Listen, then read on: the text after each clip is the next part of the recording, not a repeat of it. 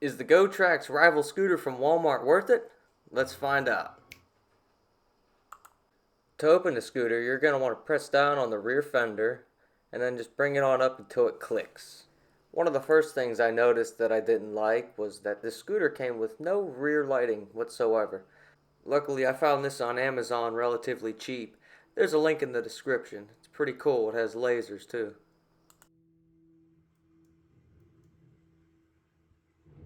Just so you're aware, when you buy the scooter, you'll have to remove these two screws in order to put in the handlebar.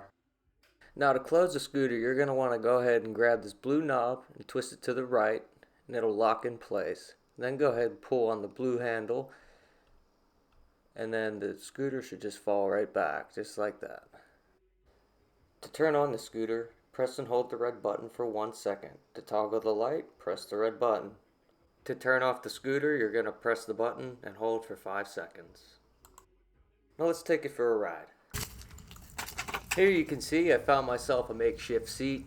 I was looking to see the difference with lower centers of gravity and stuff, science stuff. But here I am, riding around, looking like a fool, having a great time. Thing handles pretty well. It has these small wheels, so it just turns right on a dime.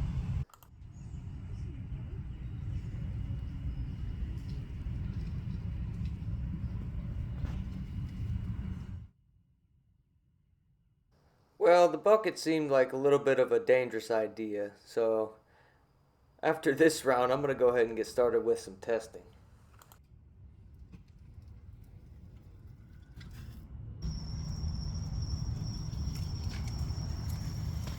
It's time for a brake test.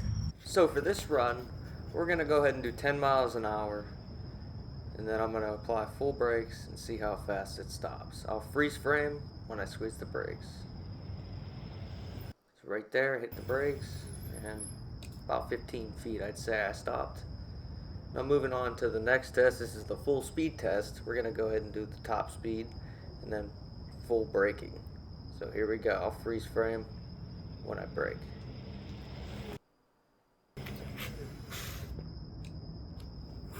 You may ask, what is the top speed? Well, it is 15.5 miles per hour. I cannot find any gears, but this is what it goes. Now, if you hold the throttle for long enough, you'll see an H pop up on the screen, right there.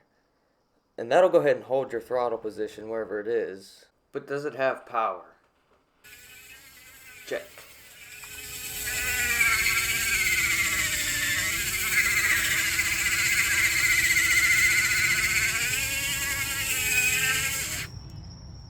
So the long and the short of it is it a decent scooter?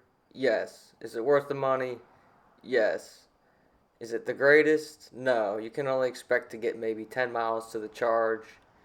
You know, it only goes 15 miles an hour, doesn't have any suspension. The light's a little weak in the front, but it's alright. It's not a bad A to B, close to home cruiser.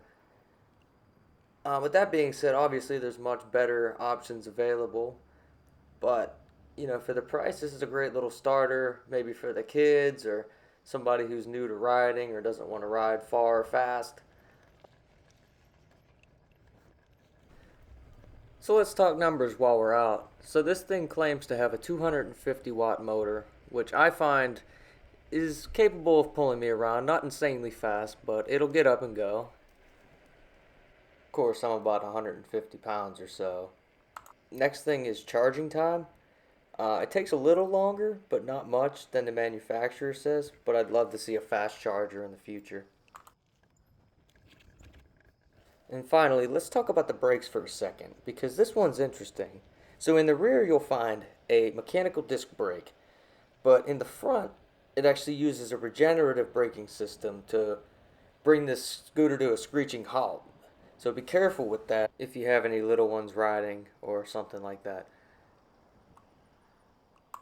Make sure you support the channel, like, comment, subscribe. I'd love to hear from you. I love you. Have a good night. Peace.